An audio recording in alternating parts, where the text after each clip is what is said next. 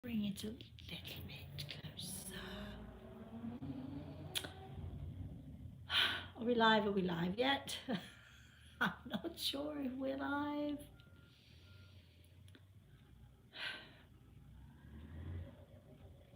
I'm presuming we're live. Good morning, everybody. It's very hard. I know you're wondering, why does she never know when she's live? Well, it's because there's a little red button at the top, but I'm never quite sure because it's sort of, first of all, it's that big and then it goes to that big. And when it goes to that big, it means that you don't really want me to talk about this, do you? I'm even boring myself. Now then, good morning, everyone.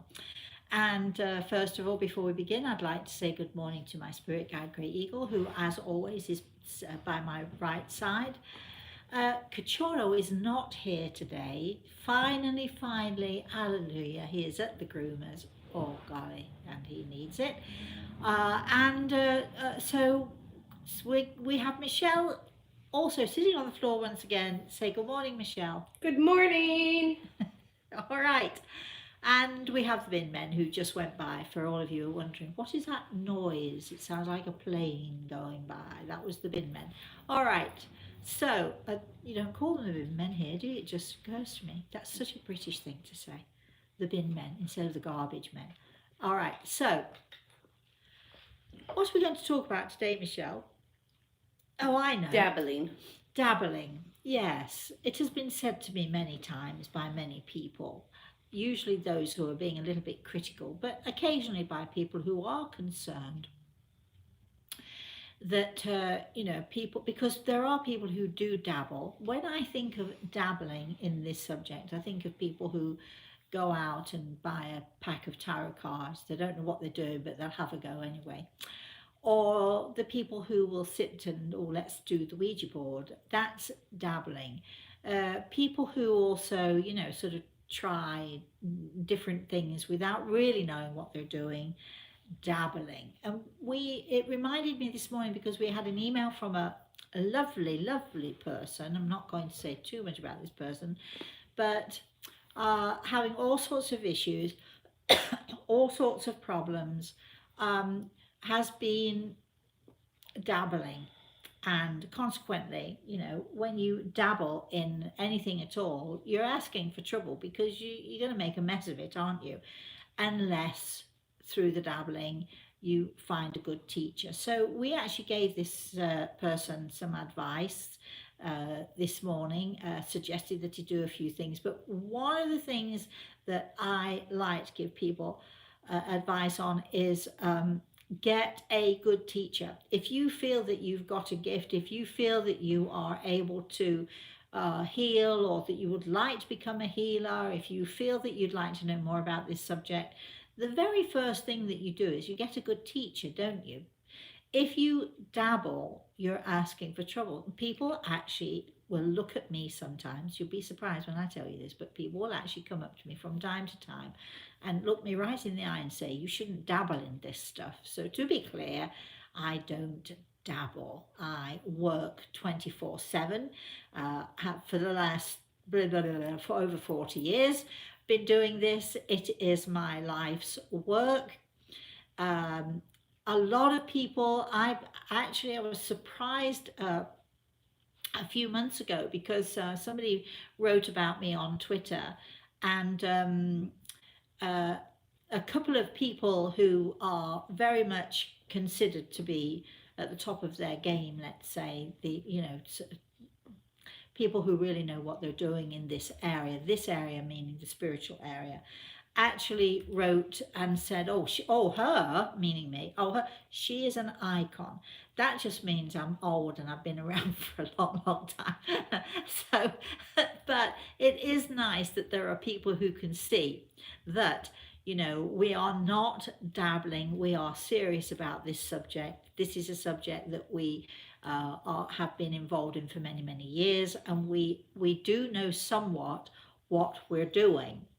I also feel that a good teacher is that person who will tell you, I don't know. If they really don't know about something, if you ask a question and they say, I'm sorry, but I don't know about that, that is a sign of a good teacher, Beware of those people who will answer every question that you possibly can throw at them with a glib, oh yes, this is that, yes, yes, yes. Beware of the know-it-alls. Beware of the people who seem to know all about everything and they have an answer for everything. I am not ashamed to tell you that there are so many things about my subject that I am totally, sort of bemused about, excited about often, curious about often, but bemused as to how this works or how that works. How on earth could something, wow, look at that, that works, this, oh, yes. I don't understand it. I don't understand a lot of what happens, and I am willing to say that I don't understand. I'm not ashamed to say that I don't understand. I do worry when people think that because I do know a great deal about this subject, people think that I know, that I'm all knowing and all seeing. I am not all knowing and all seeing. However, neither do I dabble. I've given you all a little bit of food for thought. Love to have some comments, love to have some opinions, love to see what you would say to that. So, Michelle, let's go to questions. Nobody? Nothing? Does nobody? Does this mean that we've got nobody out there? No, we have lots of people out there. Everybody is saying hello to each other and getting acquainted. Never mind hello to everybody else. Dean is having connection issues. Again. Again. He needs He says to he has the chat, but no video. Okay, all right. Well, well, that's all right. It's only me you're looking at anyway. Denise said that you look good like. and that you have a lovely smile as always. Oh, thank you. Thank you. Thank you. Yeah, every time I wear this thing, this top, people comment. I've had comments from my neighbor across the street when I took Kachuro out to the groomer. I've had several comments, and it's only just 11 o'clock. So, and I've hardly been anywhere. But I think people like the bright color of it. They like the style of it. But I'm going to tell you a little secret. This is actually a very expensive top. I can't remember what make it is, but I was with friends of mine from England a few months ago. They came to visit and they wanted to go to the Goodwill stores. And in Florida, we excel at Goodwill. We really do. There are an awful lot of people who come here to retire. They come here for, sort of winter vacations. They don't want to take stuff back home with them when they leave. And it all goes to Goodwill. And you can go into Goodwill, almost any Goodwill actually in the area. You can go into the Goodwill store and you can find stuff brand new still with the labels on, as I did this. It cost me something like $4. Still with the label, as I've said, brand new, never been worn. Woohoo! Actually, it is not one of my favorites, but everybody else loves it. So thank you for that. You see, I am a bargain hunter. Are you surprised about that? I'm a bargain hunter. I love to find good bargains. I love it when I get, sort of something brand new for next to nothing. When I was in Hong Kong, oh my goodness, my friend Kay and we used to go around the Chinese areas, particularly the local areas for shopping. We were not like most tourist Westerners who would go to the main attraction stores and so on. Or we did that as well, but we would go into where the locals shop, and we would find some bargains like you wouldn't believe. And I remember, this is apropos of nothing at all, while you get all the questions going for me. I have one for you. Okay, any minute now then. So outside of these shops, I don't know if they still do it now because I'm going back a few years, but they would have cardboard boxes, and they would have, sort of anything in the cardboard box $1. And if you were, we used to, barter, because in Europe we do like to barter.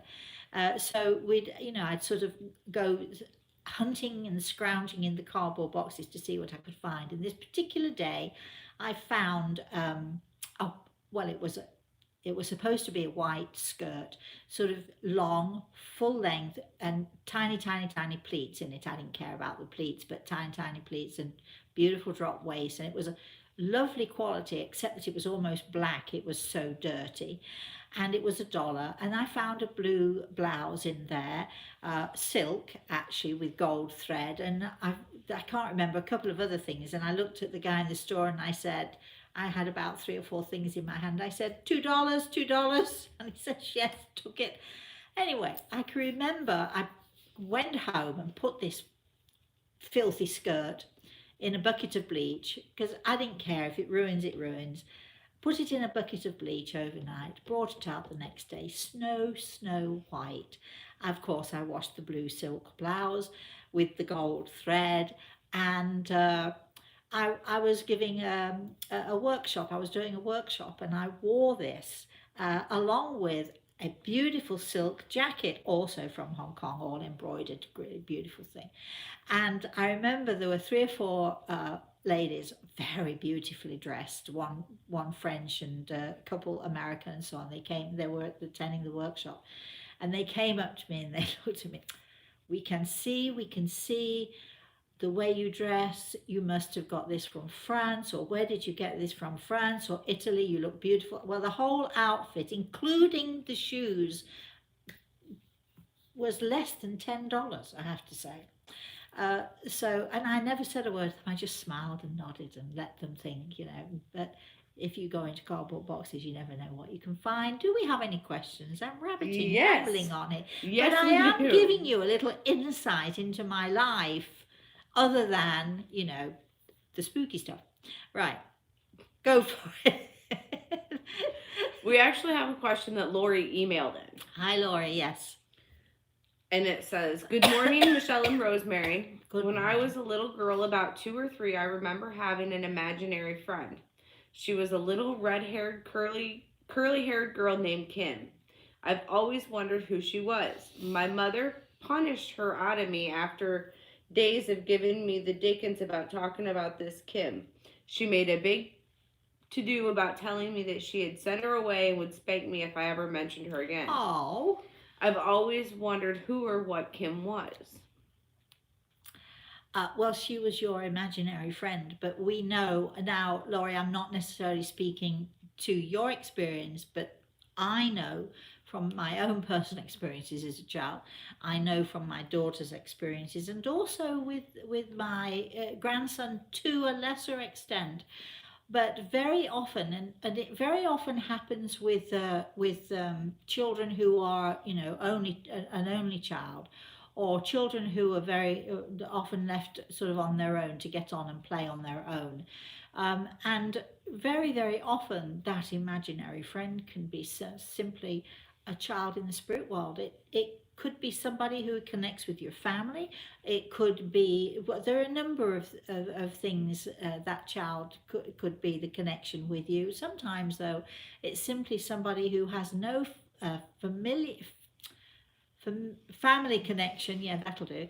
It could be someone who has not necessarily any family connection, but is simply a child who just sees you and maybe is an angel who feels that you need a little bit of help, a little bit of company. So there are lots of there are a lot of reasons why you would have that, let's say, imaginary friend who I know is so, on my own experience, it's so real, nothing imagined about it at all. But why would you, as a parent, not want your child to have the comfort of that? I find that maybe your parents were frightened for you or something. Maybe they felt a bit spooked by it or something. There is a story. There is a story in one of my books about a man. His name is still Amby, Amby. It's an odd name, isn't it? Amby was from Australia, and he'd come to England, and he cut a very long story very short. He came to stay with me. I don't know how he got ensconced in my house, but anyway, he and his wife came to stay. And then when I went to Hong Kong, he and his wife stayed and took care of the puppy for me. When Amby came into one of our classes, which he did on 2 or 3 occasions, he was approached as we were all sitting there. He was sitting, joining in the class, just coming to experience, and I heard a voice from the spirit world calling his name, Ambi. Ambi, do you remember me, Ambi? Do you remember me? An amazing story. It turns out that Ambi, when he was a little boy, his mother was an alcoholic and she used to lock him in the cellar for 3 or 4 days at a time and go off. He never knew whether she'd come back or not. The cellar was very cold. Of course, no food, no water, and he would curl up into a windowsill. There were sort of big, deep windows in the cellar, and he would curl up into the windowsill. And he would often, when he was in there, and bear in mind he might have been 2, 3, 4, 5, 6, all the way through his childhood. This happened. And he, some might say he had an imaginary friend, but it turns out, and it all came out in my house in England when Ambi sat there with me, that this was Ambi's angel, a beautiful angel who would keep him company every time he was locked in the cellar. She would also keep him warm and bring light to him because he was very afraid of the dark. And then here she was again, all these years later. Now, Ambi must have been in his 40s at the time at least. And she was calling to him from the spirit world in my living room, calling, Ambi, Ambi, do you remember me, Ambi? And she brought him all these memories, not necessarily good memories, but at the same time, wonderful memories of how she kept him company. Can't remember which book that's in, but it's a story that is definitely worth reading. It's an amazing and wonderful story. And Ambi, I remember, was so overwhelmed and shocked. He never expected it. He'd never told anyone about his experiences in the cellar. He'd never told anyone how his mother used to lock him in the cellar, not even his wife. And as he sat there quietly crying, but thrilled that his angel would come and say, do you remember me, Ambi? Do you remember how I kept you company in the cellar? Thrilled to bits. It was an amazing experience for all of us. I just thought I'd share that with you as we're talking about imaginary friends. There we are. Yes. Michelle. All right. So Lori says that because I have both L's in my name, that I have both of my wings. Okay then. All right. Chris is on. She says, I've seen many people open the years and be shocked and surprised that you had information that no one else could possibly know. Hi, Chris. As we stop along the highway and grabbed lunch. What? That's what it says. What did she say? What was that last bit? It says, and surprised that you had information that no one could possibly know as we stopped along the highway and grabbed lunch. Yes, that happens sometimes when I go into a restaurant or a cafe, or it could just even be the McDonald's and somebody's sitting there, and we get chatting, and the next thing you know, I'm giving them messages or telling them things about themselves that, of course, I could never know because we found them on the road. I'm sure Chris is referring to something I don't remember, Chris, because it's happened so many times. But if you want to enlighten us, feel free to do so. Let's have another question, comment. Keep them coming, Michelle. Michelle is on, and she says, hi, Rosemary and Michelle. Darling. Hi. Last year, I learned about spiritual healing at a spiritualist church. Our teacher taught us about a process called attunement. What are your thoughts on attuning to healing?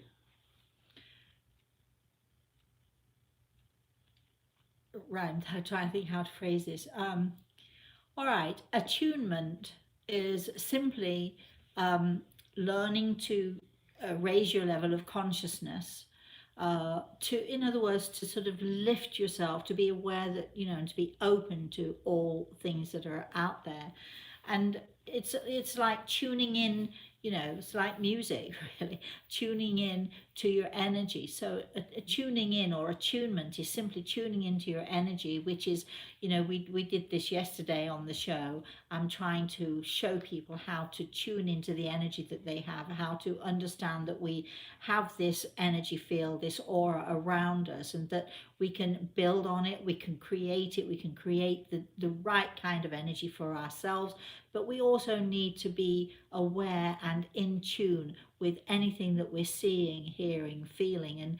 And it's a part of the natural process. I don't know of a teacher who wouldn't use or encourage their students to attune to their own senses. It may well be that some teachers will call it by another name, but tuning in, attunement, becoming aware, raising your level of consciousness, it's all part and part of the same thing. I hope you're doing well with your healing, by the way. Yes.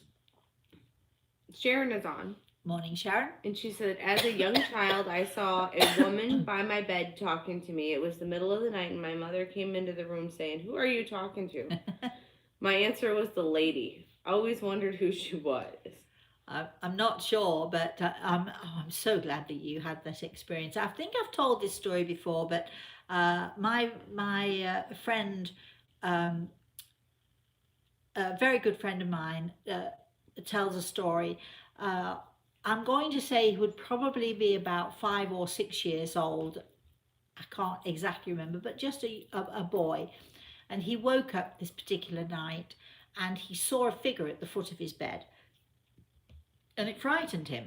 And the figure said to him, "Get out." And he was nervous and he sort of cowering under the bed. The figure came closer and he saw that it was a woman, an old lady. It looked like his grandmother, he said, and he recognized her, but he was sort of still scared because his grandmother had died a couple of years before. And she said his name again, and then she said louder, "Get out." And he sort of, again, was so scared, so trembling and freezing, frozen in his tracks. And the next thing he said, it felt as if she loomed right over him and shouted right in his face, "Get out, get out."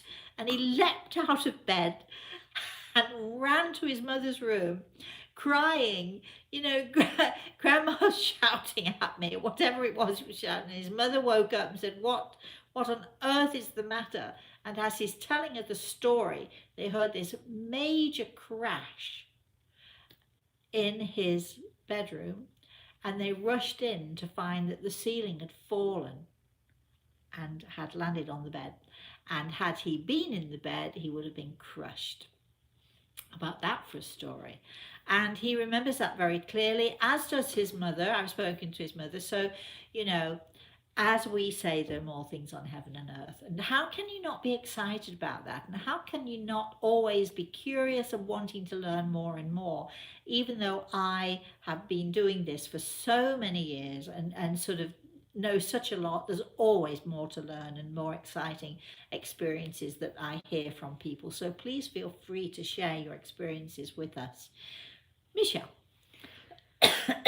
The other Michelle says that is a beautiful story, and she would like to know, do we all have guardian angels that look out for us? Yes, we do. Can we call on our angels for help, or does it take them away from more important things? Oh, that's a nice thought. I love it when people have those wonderfully selfless thoughts. Thank you for that, my darling. Yes, our angels are pretty busy, aren't they? I wrote a book a couple of years ago called Angels in Training, and it sort of just got I think it's 52 exercises. In other words, the idea is do one of these a week.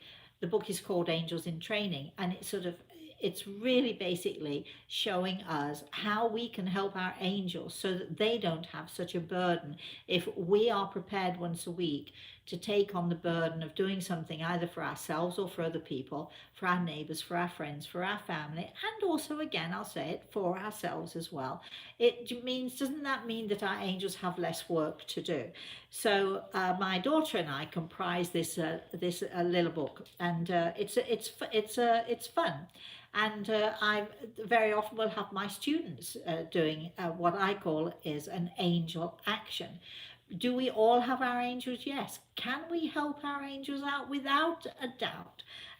You can, if you want to know more about the Angels in Training book, please email us and we'll happily send you one. Not necessarily for free, but I don't know, how much are they, Michelle? I can't remember. But anyway, there are 52 ideas, 52 exercises, and also you can also create your own as well. But helping our angels is a very, very good thing. Thank you for that selfless thought there, because anything that we can do to help, we should be doing. Let's go to the next question. Angels in Training is $12.95. $12.95 plus postage and packing, and there we have it. And you can find it on our Square Marketplace. And you can find it on our Square Marketplace. How about that? I didn't know. I had no idea. Can you really? Yes. and if you're really good, and if you order it, and we send you We'll one, sign I'll it. even sign it for you. How about that? Anyway, go ahead. Let's have our next. Michelle said, "Thank you so much for your explanation. You explained it much better to her. She's still new to healing, but loving it, and that she read your book, Give the Gift of Healing, and it's a gem." Aha, goodness me. Yes, well, we have that now on CD, and it's my voice, all that, We used to sell the CD and the book and the booklet together, and thank you for that. Yeah, I made it into a meditation, so we have 4 meditation CDs. They're wonderful. I actually don't mean to be advertising here, but anyway, why not? I use your meditation CDs all the time. Do you? Mm-hmm. I didn't know that, Michelle. Do you really? Yeah, because you gave Dustin and I a set of them. I never knew that. Really? I'm a generous person. Did I give them to her? Did I make you pay for I gave them to you. I think you gave them to me for doing something that I'm pretty sure I gave them to you. Anyway, they are good, but there are also some great meditation CDs out there. But Give the Gift of Healing, Give the Gift of Healing, and they're all my voice, and I also had help in creating the music. But the first CD, now there is a story there, because the first meditation the CD that I ever made, Give the Gift of Healing, was inspired by a patient of mine, Wendy, who had cancer. And some of you have heard this story before. She heard me on a radio show, and she was not able to get up that morning. She felt so ill until she heard my voice on the radio. And when I went to visit her later on that day, her husband said, as soon as she heard your voice, she felt so much better. And I thought, why don't I just make her own little tape so that she can play me anytime she likes, which I did. And that turned into the book, Give the Gift of Healing. And it's also turned into the meditation CD, which is, Didn't the name on that get changed? Isn't it A Journey Towards Healing now? So if they're trying to look for Give the Gift of Healing, I don't think that you can find that CD. A Journey Towards Healing is the... I'm not sure if we have any Give the Gift of Healing. I don't have any in this. You know what? Maybe I'll recreate. It's a little booklet, but if you want the CD, you'll find it as A Journey Towards Healing. And you can buy them in a pack of 4, or you can buy them singly, however. Mm-hmm. And again, email me, Rosemary at rosemaryaltea.com, if you want to know more about that, or if you want some of those things, because they are worth it. They are really. I had a patient who, gosh, she would play this thing. She had an 11-year-old daughter, and they would play this thing all day, and the daughter would actually, just because she knew it by heart, as I'm saying the words and giving the meditation, she would be saying the words and doing the meditation as well. 11 years old. So anyway, what can I say? Used in homes and hospitals throughout the world. Let's move on now. Mary is on. Hi, Mary. And she said school kids now have gun shooter drills. Excuse me? Really? The kids go into lockdown and they have to hide under their desks. Even the girls' school has it. Oh, really?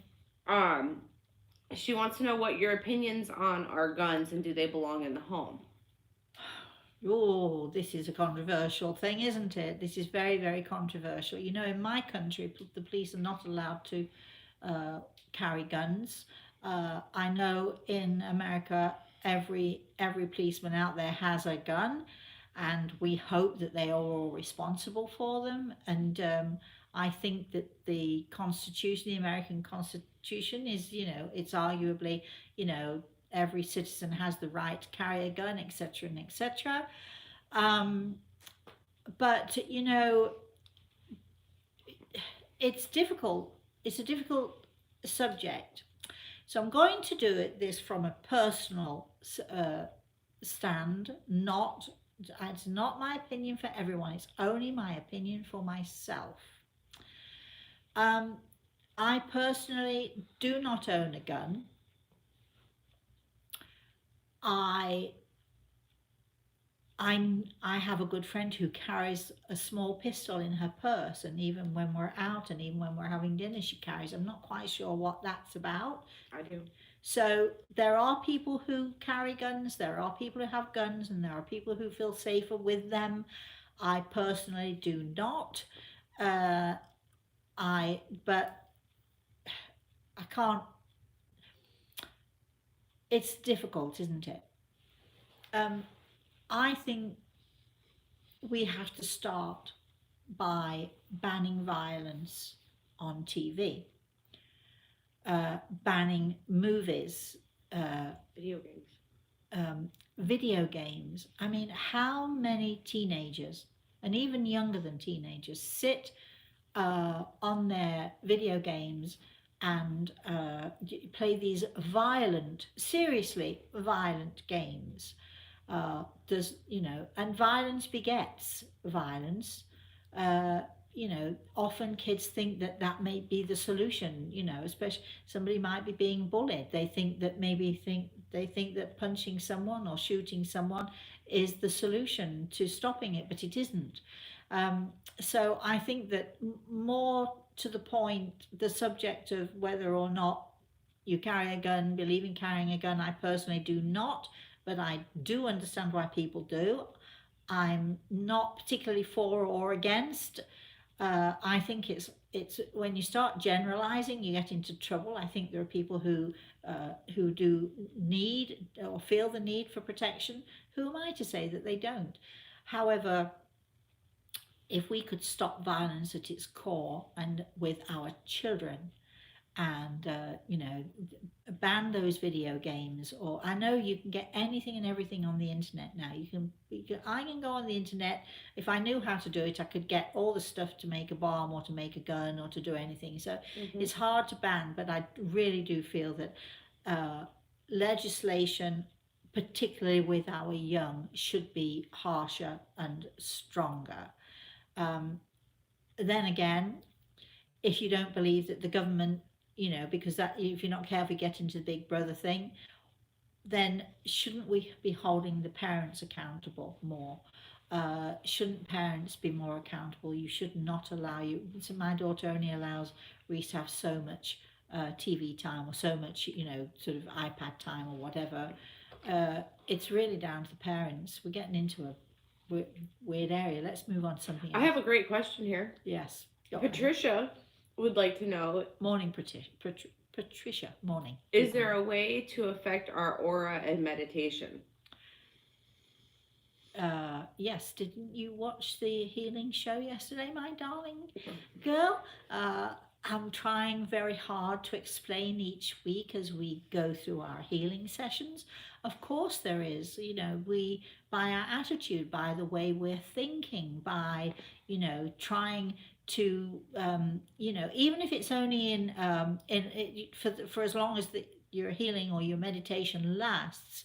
Um, because if you can do it for a moment at a time to clear your head and sort of find that purity and that goodness and that love in your heart, that's all you need. And that when you're thinking of love and you're thinking of positive things and you're thinking of goodness and you're just wanting to raise your level of consciousness, to tune in to all that is good about yourself, and to tune into all that is good about the whatever is out there. And there are many, there's a one sure way I can change my energy. If I'm feeling depressed or feeling low, all I have to do is visualize my grandson's face smiling at me. I'm smiling already. And or my daughter, but my grandson, his face is so full of joy and excitement. They're coming to Florida in a couple of weeks. We can't wait. He'll be 7 years old. How on earth did that happen? He'll be 7 years old on February the 12th, and wow, he's so excited to be coming to see his Mosey and to swim and to go to the beach and all of that good stuff. You see, I've already changed. My aura is brighter, clearer. My energy is so much more. So thinking about the good things, thinking about the people that you love, thinking how much you love them, so on and so forth. Thoughts are living things, and you send your thoughts out there into the universe and they can affect people. So it's very important that we try, especially when we're giving healing or when we're sending healing, we're giving healing to ourselves or we're sending healing or to other people. It is so, so, so important that we make sure that the energy that we're sending out or the energy that we're giving to ourselves is good, pure, powerful energy. We do that with our thoughts. Our thoughts are living things, tiny pulse of energy that goes out into the universe. But what people don't always realize is that that tiny little pulse of energy that goes out into the universe, that one little thought or that mass of thoughts collectively as it goes out, they go out there, out into the universe. They reach the person you're thinking of, and then it is your energy. It comes right back to you.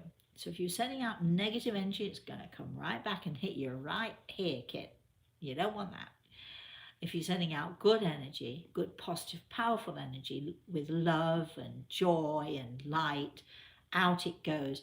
And every time it sort of has this snowball effect, when we send out those little tiny pulses of energy, those little thoughts that we send out, the snowball effect or the moss effect, as the stone rolls, it goes out and out and out, and it gathers all the same or similar types of energy gather to it, and it builds and builds and builds, and by the time it comes back to us, it's way bigger than anything that we sent out there, because it's sort of joined with and collecting energy as it goes along. We better make sure that that energy is good and pure and that we want it back, because it will come back whether we want it to or not. So be careful when you're thinking negative thoughts about other people. Be careful when you're sending out those negative thoughts, because they'll come right back at you. They'll whack you, and your negativity will just become worse and worse and worse. So it's sort of like, like attracts like. Think of it that way. Let's have another question or anything, comments, anything at all. Well, Randy's on and he says, "Hey, Rosemary and Hi, everyone." darling. Hi, Randy. With some hearts and stuff. Hi. Michelle had asked a question, but I think that you covered a lot of it in what you were just speaking of. She was asking how other people's energies can affect her. Well, there you go. Now you know. And it's important. Here's the thing that what you have to remember is that we are in control. I teach my students this all the time. When you're learning, when you're dealing with energy, when you're learning, you're growing, you're raising your level of consciousness to that point where you become more in tune, more attuned, as one young lady was talking about this morning. You have to remember, you need to be in control of it, whatever it is. You need to be in control of what is happening. You need to be in control of your own thoughts. You need to be in control of your own energy. Don't give your control to everybody else, because that's when you get negativity coming back. If you are in control of what is going on, in other words, if you're thinking loving thoughts, if you are making yourself smile despite a gloomy day. Look, my back has been sore for weeks and weeks and weeks. I got up yesterday, whenever it was, so suddenly my back froze. It hurt like the dickens, let me tell you. I think I screamed a little bit, did I, Michelle, or something? And then there may have been an inopportune. And then we started laughing. What with Michelle in her hip, and now she's sprained her shoulder, and with my back. We're like two little old ladies. Well, I am a little old lady. Michelle is not, actually. I'm getting there. But we find the joy. You've got to be able to laugh and work at it. If you can't do it, you don't find it easy to do, work at it until it comes to you. Think of the joyful things in life. My grandson is one of those joyful things in life. He always makes me smile. Really, really makes me chuckle. We did I said to him yesterday, shall we have a quiz? And he loves a quiz. So I give him a choice of whatever. I give him a quiz. In the very olden days, when Mosey was a little girl, that's me. When I was a little girl, I give him the quiz, and he'll look at me and I'll say to him, You may confer. And so he'll say sometimes, if I forget to say you may confer, he'll look at me and he'll say, may I confer? And I'll say yes. And then he asks his mum, who's sitting next to him, we have this. I mean, how can you not be joyful? Come on, he's nearly 70. He's only 6. He's only 6 years old. I'm hanging on to the 6 years old. But, you know, how can you not be joyful about your children? And how can you not bring joy into their lives? Everything you do, you know, you've got to work at it. Do you think it's easy for me to sit here on this sofa and smile and chat and all the rest of it? You're all thinking I'm going to say, no, it isn't easy, aren't you? But actually it is so easy, because you know, so what, my back is hurting, so what, it's not the end of the world, is it? So what, aren't we having fun? I'd rather give my energy and my attention to the fact that we're having fun and that you're all out there enjoying this with me. So, you know, I can moan about my back when I'm on my own, can't I? I can sort of walk around like a little old lady when nobody's looking at me. But right now, it's not going to happen. I'm not going to do it. Michelle, let's have another question. Actually, Sharon said, how sweet is that? Grandbabies are the best. Aren't they just? Patricia said that your grandson is Aquarian, and apparently there are several of those on because they checked in after she said that. Oh, really? Um, Michelle would like to know. I can tell you what he absolutely is, which is so much more important to me, not necessarily to some of you, but to me, his soul sign, he is an earth sign, which I am, which his mother is, and he's also, I do believe, a little warrior soul. Ooh. Anyway, so go ahead. Sorry, carry on. So Michelle said, thank you for all your explanations, and she would like to know if there's a method of protection that she can use to keep her aura safe. Always. Okay, this is what I teach my students. So here you go. It's a simple thing. So I always ask people, you know, maybe you could do this when you go to bed at night, but you can do it any time of the day or night, or any time you're feeling a little bit nervous or a little bit anxious, or anytime you want to remind yourself. So, you know, we have power signs, we have power symbols. My power symbol is a feather. We have power animals. We're going to be talking about all of this stuff when we do our workshops. If you want to sign up now for the workshops, we're so close to it now, aren't we? Yeah, we are probably about 2 weeks or so out from having the conferences. Really? Yeah. Sounds a bit close to me. But anyway, if you want to know more about them, email me, Rosemary at rosemaryaltea.com, because we are going to talk about power symbols, power animals. Now, a lot of you might know about power symbols, power animals, or whatever. The people are under the, let's be clear, the misapprehension. I should teach a little bit more about this in the workshops that we're going to be doing. But people are under the misapprehension that it's the symbol or the animal that gives you power. No. That is not true. That symbol, that animal or that symbol simply remind you that you have the power within you. You own the power. You are this power source. But our power animals or our power symbols remind us that we have the power, and they remind us that we must use that power. Exciting stuff. Right, let's go to the next question or comment, Michelle. The next comment is from Randy. Hi.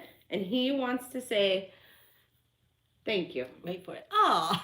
Thank you for all that you do in here and for all of us, answering our questions and giving such good advice and information that he has learned so much in here and from hearing from everyone. Oh, Randy, that's so nice to say that. Thank you. We very much appreciate it. But don't think it's just a one-way street, you know, here, because as I said earlier on, you know, we started the show about dabbling and so on and so forth. Look, I've been doing this for a long, long time. You've all discovered, you all know, even though I know I don't look like it, but I am this little old lady now, you know.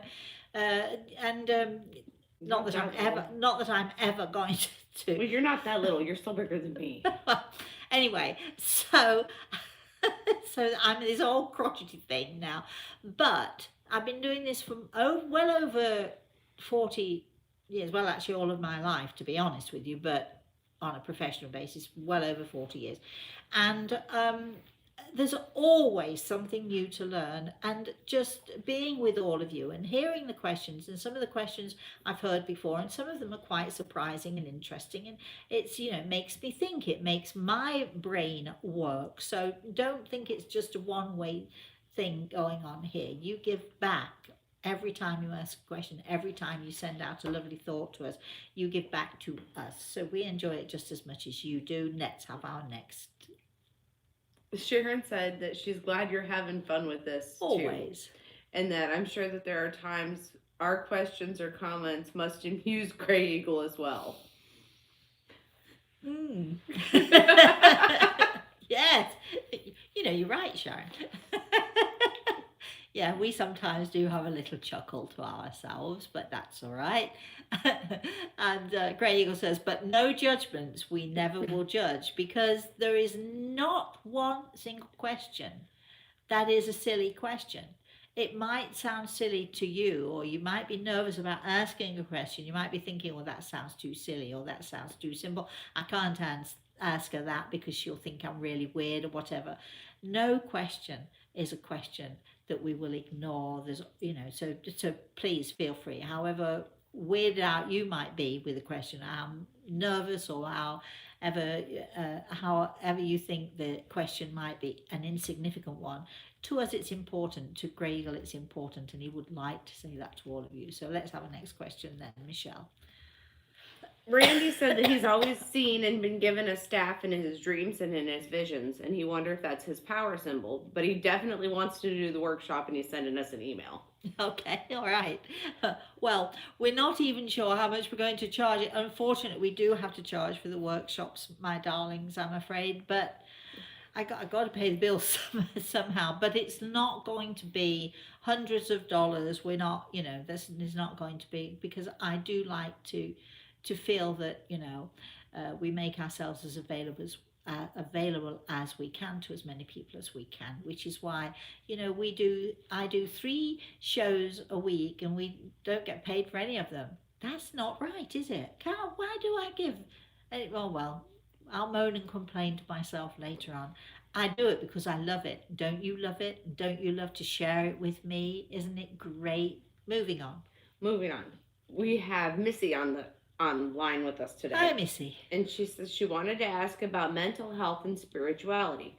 I'm perfectly stable currently, but I had a brief psychotic episode and was hospitalized last year. Mm. It was scary, but at the same time, very spiritual. I had intuition about a lot of different things and felt heightened in that way. I was on a spiritual path for a while, and I wonder if it was part of my awakening. Maybe I wasn't grounded enough. I'm going to say, Missy, that you need to make sure that you have a good teacher. That is so hard to do. I'm fully aware that it's very hard to do. Um, my students, I have one particular class of students who, it's a small class. I don't take big classes. I like to do smaller classes, because how can you possibly deal with everybody on it, when you've got hundreds of people in a class? You can't deal with people individually. But I have this one particular class, and they are just amazing me every single week. When we have class, they are amazing me in, the way that they're learning, they're growing, they're excited about what they're doing, and so on. Just please make sure that you have somebody who knows what they're doing as a teacher for you. And unfortunately, I don't have any recommendations, because I don't really know anyone, particularly in this country, who I could. That doesn't mean there aren't good teachers. It just means I don't know them. Let's be clear about that. But make sure that you've got a good teacher, or that the people who you're getting advice from know it. We've had a few people who have said, well, I've Googled this and I've Googled that, and I Googled and so on, and I Googled this particular person who said this, and then I Googled somebody else who said that. Be careful about going onto the internet and listening, because the more you it's difficult, isn't it? You've got to investigate, and Google is one great way to do that. But at the same time, be careful, because everybody has such conflicting ideas. Be wary of the people who seem to know it all, uh, you know, because we don't, none of us. And as I've said, I've been doing this for such a long time. And I don't know. I mean, what I know, you could fit on a little my little fingernail there, to the knowledge that is out there. So please just be careful of the teachers who seem to know everything, who can lead you down a wrong path. Um, Also, be careful of, you use the term psychotic episode. Now, you know, we love labels, don't we? Doctors love labels. People love labels. When you go to a conference, they often give you one of those stickers to stick on. If you're a speaker, they like you to wear a label saying your name and who you are. I refuse to wear them, actually. Just rip them off when nobody's looking. I don't like to be labelled personally. Be careful when somebody labels you or labels what is happening to you, because was it a psychotic episode? And if so, what does that person who labelled you that, what does he or she mean by that?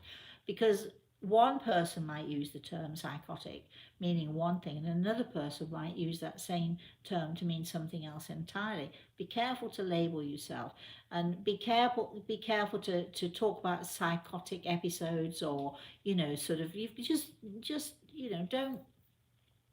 don't let somebody else's label define you. That's what I want to say to you. Do not let other people's opinions define you. You probably, I'm going to tell your story. Not many people know this, but many years ago now, I had what some might label a psychotic episode. It wasn't really. I just removed myself. That's all I did. I simply removed myself. Life became too hard, too difficult, and my daughter was a teenager at the time, and I had friends who decided that because I was not responding, because I actually put myself somewhere else, mentally. I found myself one day in a hospital bed. I'd been there for about 5 or 6 days, apparently, at the time, with a nice young doctor sitting next to me saying, can you, tell me, what do you do for a living? Now, can you imagine you're having what some might term a psychotic episode, and some might say, she's really lost it, she's gone off somewhere, and they say, what do you do? And you say, well, I see dead people. They're going to lock you up, aren't they? They're going to put you away, lock you up. I knew exactly at that moment how my grandmother must have felt. Fortunately, I had at this point, it's simply just I removed myself because life just became too difficult for me. But I wasn't far away. And luckily, I had Gregor. We all have our angels. And I was in a place where I was comfortable. If I'd have stayed there longer, of course, people would have had some concerns. But I had good friends and I had help when I came to my conscious senses.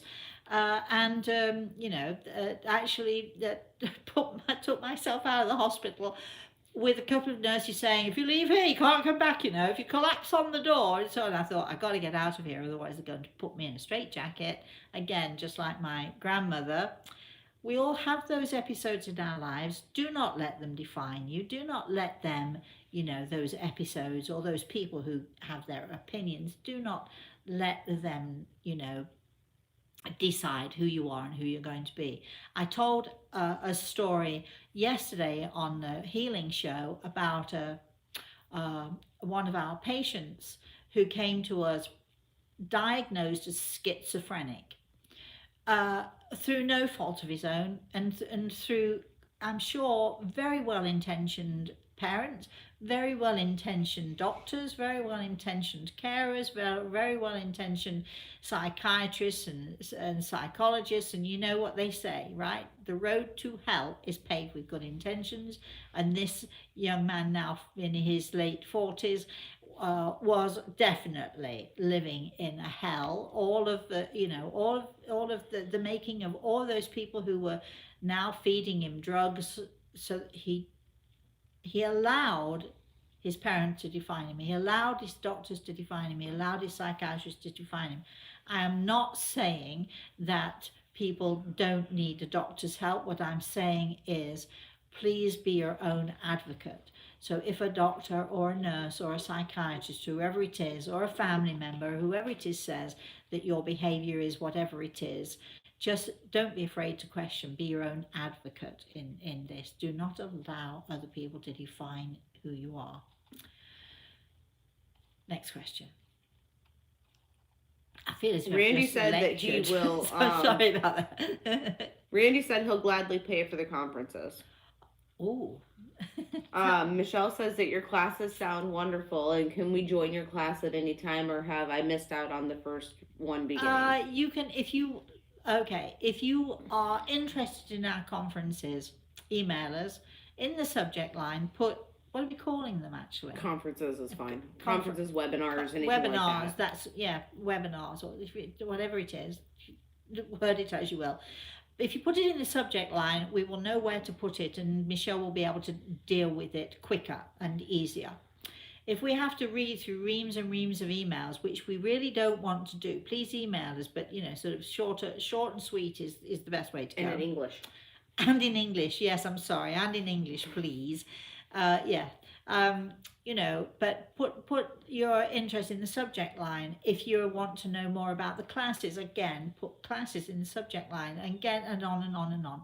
If you would like to receive healing from us and you'd like to be on my healing list, again, healing in the subject line, because that helps Michelle, right, Michelle? Yeah, Because it just makes it easier. imagine that we get tons and tons of emails every day, and if we can sort of look at the subject, and she can put it in this box and then another in that box, and sort of folders or whatever, and then return to them and deal with all of those on this subject and then all of those on that subject, which makes it much simpler for her to do that. So if you could just do that for us, that would be brilliant. Right, next. Oh, and sign up for our emailing list. Sorry? And have them sign up for the email list. Oh, Because yes, we're going to have also, so much coming out. yeah, we've got a lot of stuff coming out. We were yesterday and the day before looking at the ghost hunting that we've promised you we will do shows on ghost hunting. We've got lots of different places that we're going to go to. So the classes, the webinars, and on and on and on it goes.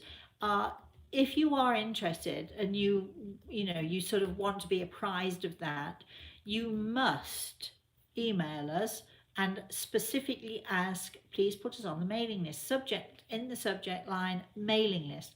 We do not automatically put you on the mailing list if you send us an email. Do not think that if you ask us a question or send us an email, we're automatically going to slot you in there. We only send out 4 or 5 emails every month. You're not going to be inundated with them, and those emails will only be simply telling you what's on next, or what to look for, or what to watch for, and so on and so forth. So you're not going to be inundated. Please don't think that, but you must ask, because we will not automatically put you on our mailing list. Okay, next. Okay, Sharon said that we are defined by our character, not by our profession or skill set and other people's opinions, which is great. Let's see what else we got here. Missy said thank you. She'll look for that. Okay. She's had some counseling and also some Reiki sessions. Reiki, yes. And if you'd like to send you healing, Missy, we'll very, very gladly do that for you. Absolutely do that for you. And if you tell it, I mean, if you're in the UK, of course, it might happen that you're in the UK, or certain parts of the States. I do have students who, for instance, Chris, who was on earlier on, she's in Vermont, and we do have people who are in Canada, in England. We have healers, so let us know if we can help in any way with that. Yeah. And by the way, for everybody out there, please understand, we do not charge for healing. I have never ever charged for healing. I just feel that it's something that we can give when we should give. And also, Missy, I'm going to suggest you watch our Wednesday afternoon show. You don't have to see it live for it to be working. It's on YouTube too. It's on YouTube and on Facebook, on the healing page, on our Facebook healing page, and you can see our healing sessions, which will be helpful to you. And as I tell everybody, you don't have to listen to all the blurb that goes before or the stuff that goes after. the healing itself takes 5 to 10 minutes. So if you can, fast forward or whatever you want. On our Wednesday afternoons, I always do like to tell a healing story as well, which hopefully is inspiring and, or if not, interesting at the very least. Yes, let's have Okay. another one. Michelle is on and she says, looking forward to your ghost hunting. Do you believe in using white sage to clear negative energy, and how do you use sage? I actually did, I just suggested to somebody just this morning, a person who's having an issue with negativity and negative energy, and the Native Americans use sage as a cleansing, and sage, aside from anything else, when you're burning sage, it smells wonderful. You can buy, they call them they call it smudging. Uh, um, you can buy smudge sticks. You can get them even online. You can go online and, go, ask Jeeves or whoever, how do you smudge? Uh, and that, so it's different for everyone. When I am smudging, I like to do it as a quiet ritual. I light my smudge sticks. And they smoke. They don't, and you don't have a flame, but they smoke. The sage smokes. It's a gorgeous scent, beautiful, just aroma. But it's the Native Americans believe that if you smudge using some use the points north, south, east, and west, saying a prayer and so on and so forth. It's far too long to explain a smudging here, but go online and find out, read up about it. It does it get rid of evil spirits? The idea of it, the energy that you're creating, the power, the powerful energy that you are creating, the positive energy that you're creating will literally cleanse that negativity and get rid of it, because you're now bringing in all this beautiful, powerful, wonderful, positive energy. Yes. Randy said, I started burning mugwort in my house. Oh. I love the smell of that too, but little did I know that it would be inducing all these wild dreams. Oh. I love dreaming, so I didn't mind too much. Oh, interesting. Mugwort. Let's know more about that. Wendy asked me how the Christmas cake was. Oh, and I told she's her not that, asking me how the Christmas. No, she was Christmas asking cake me is. how my Christmas so cake for those was. of you who do not know, my daughter was extremely put out for all of about 2 minutes when because my Christmas cake is just for my family. It's a very old Victorian recipe, beautiful recipe, and which I've sort of done things to over the years, and I make it every year, and it is delicious, seriously delicious. So I was making it this year, and it's a process, and it's 6 weeks altogether, not 6 weeks solidly, but you have to once you've baked it, once you've mixed it, then you bake it, then you have to feed the cake. So all of that feeding takes 6 to 8 weeks, and I was doing this, and Michelle was getting more and more upset because every time I'd unwrap the cake, you wrap it up in parchment and foil, and you really wrap it to keep it the moisture in and to keep it sealed from the air. And every time I would open it up, the aroma would come out, and she got sulky. She got quite sulky, actually. She's not Well, fair. you kept saying, come here and smell my cake. And I don't want to smell your cake because I'm not getting any of it. So I actually made her a Christmas cake, but I actually made her a Christmas cake. And if you want to see a picture of it, you can go to Instagram. I think it's on Instagram, actually. I think it is on Instagram. I ice with royal icing and put a little winter village on, because Reese loves to do that. Gregor loves to do it with us as well, actually, come to think of it. But for Michelle, I made the marzipan. I always make my own marzipan. I made the marzipan, and I made it it made like it a present, like it was a gift, sort of wrapped with a ribbon, and I painted the marzipan, and we did all sorts. It actually turned out really quite. It was really cute, quite nicely. Just for an off-the-cuff thing. Oh, I'll just make this for her then, that sort of thing. So it was part of her Christmas present this year. How was the Christmas cake? It was amazing, and the guy sat down and ate like all of it except for 2 pieces. Okay, so now here's the deal, though. I still have a piece wrapped up for you in the freezer. Oh, well, where is it then? It's in the You freezer at see, my house. when I made it, I said I'm making this on the condition that I have to taste it, because being a cook, you've got to taste your own food. You can't give it to other people unless you can eat it yourself, can you? So, I said to her, so you need to, so you've got to save me a piece, which it's February on Saturday, and I'm still waiting for It's wrapped it. up in the freezer. I was Yeah, waiting well, for you to tell me you wanted it. Yeah, I do want it. Don't think that it's in there and I'm not going to mention it and that you get to eat it when after you think I've forgotten No, all I about actually, it. there were 2 pieces left. I wrapped you one and I wrapped me one and I hid it so that nobody else could find Well, it. next week bring it then and we'll have it for lunch. Okay. All right. So there you are. Apparently it was. How was it again? It was amazing. Very good. No. Well, I've yet to taste it. I'll let you know. I'll give you my opinion too. Let's have another question. Okay. You Michelle can see, can't you, that we do have we a have lot lots of fun here. Aside from walking about absolutely crippled up and hurting and in pain, we do have an awful lot of fun. I've got something cooking in my I've got a little tiny crock pot, slow cooker, whatever it is you want to call it. I'm actually making potted beef today. Go ahead. Michelle said that she really loves reading your books, and would you ever consider putting out your own set of oracle cards, so similar to angel cards? What cards? Oracle cards. What's an oracle card? They're similar to angel cards. They're for guidance and inspiration, but they borderline with like the tarot stuff too. They borderline with the what? With like tarot cards. Okay. Here's what we're going to be doing, because the next book that is coming out, we talked about it 2 days ago. We just talked about it, yes.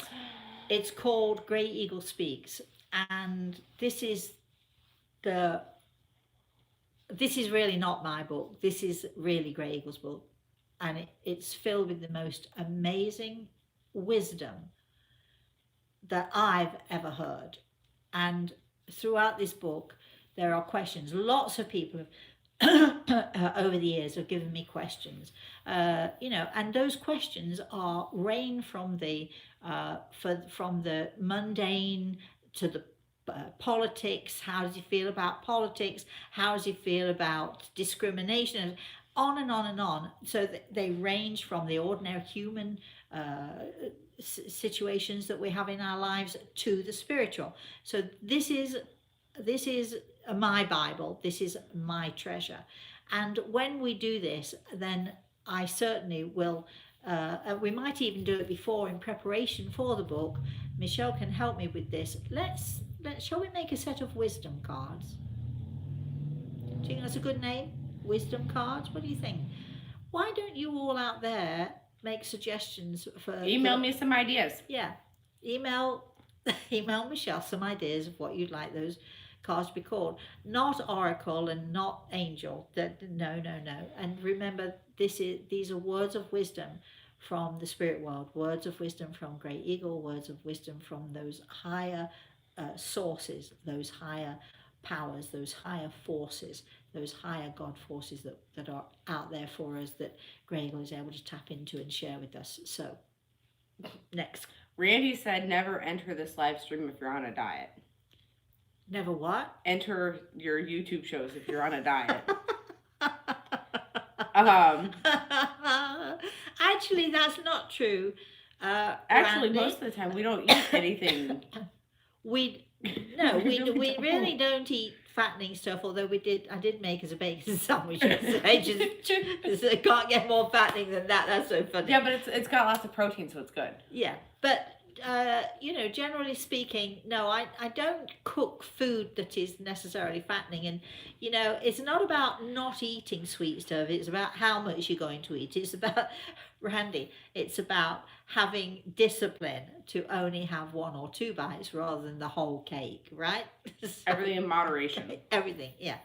Anything else before we leave, before we end the show? Because we are running out of time slightly, and we do have to go and get some lunch. I'm not telling you what we're having today because you'll die. So anyway, not even going there. Jennifer is on. Hi, Jennifer. Jennifer. She says, good morning. I just had a former coworker pass in a very bad car accident. over the weekend. How can I let him know that he is in my thoughts and prayers? Should I just say something out loud, or is thinking and praying for his safe journey enough? I'm very you know I'm sad for you for your loss, not for your friend because I'm sure he's going to be fine, but it's tough, isn't it, for those of us who are left behind. I mentioned earlier in the show, Jennifer, I don't know if you were listening, but you could always, sort of rewind when we're done. Thoughts are living things. Our thoughts are the most powerful and positive thing that we have. God did not put us on this earth with no tools. He didn't just dump us here and say, okay, get on with it. He gave us tools which we can use. And those tools I teach my students and I'll share with you. Your thoughts, you don't need to speak out loud. It's like you don't need to pray out loud. Your thoughts, your loving thoughts, just, a thought is a tiny pulse of energy. It goes out into the universe, it reaches that person it's meant for, and then it comes back to you. As it goes out there, it gathers with all of those good, positive, and powerful thoughts that are out there. So it gets bigger and bigger as it reaches that person. And when it's coming back to you, it gets bigger and bigger still. So if any of you want to send out your love, your thoughts, or anything at all, you can ask, you can talk to them, you can tell them you love them, you can ask them anything you want, any questions. You have to listen, remember. Just you do it, just think, think it, and it will be. Anything else before we wind up, Michelle? Randy said that's a great name for your wisdom cards. Okay, good. See? All right then. All right. So if you want to know any more, please remember put your subject in your email. Email is rosemary at rosemaryaLtea.com. Um, Today at 6 o'clock Eastern Standard Time, I will be with my no, sorry, not 6 o'clock, 8 o'clock, excuse me, oh gosh, keep getting it wrong, at 8 o'clock Eastern Standard Time. Today I will be with my co-host Al Pisano, and we will be doing our Everything is Attitude show, which we always have fun doing, and then we also have a class night later on, so it's a busy day for me. So, email us if you want to keep abreast of what we're doing. If you want us, to receive our emails, you must request them. If you want to know more about the Angel in Training book that we mentioned, again, just email us. And also likewise for the meditation CDs, just email us Rosemary at rosemaryaltea.com. And the conferences and anything else. Everything. Now, emails for Rosemary, Rosemary, not Marie. It's not Rosemary, it's Rosemary. Rose, as the Americans would say, Rosemary. It's all one word though. Rosemary at rosemaryaltea.com. If you think about it, put your inquiry in your subject line and we will get back to you as soon as we can. Thank you for joining us. We've had just so much fun. We love it when you join us, and we hope to see you again either later today or next week. Until I see you again, whenever that is, please, please, please have a very, very, very blessed rest of today, and have a very blessed and joyful weekend, everyone. Remember, you are in charge of your energy. Make it the most powerful and make it the most joyful and filled with light that you possibly can. Thank you for watching, everyone. I'm clicking and no, that's wrong. Oh, there, my big finger coming up there. There we go. There. Okay. And I can't see what I'm supposed to do here.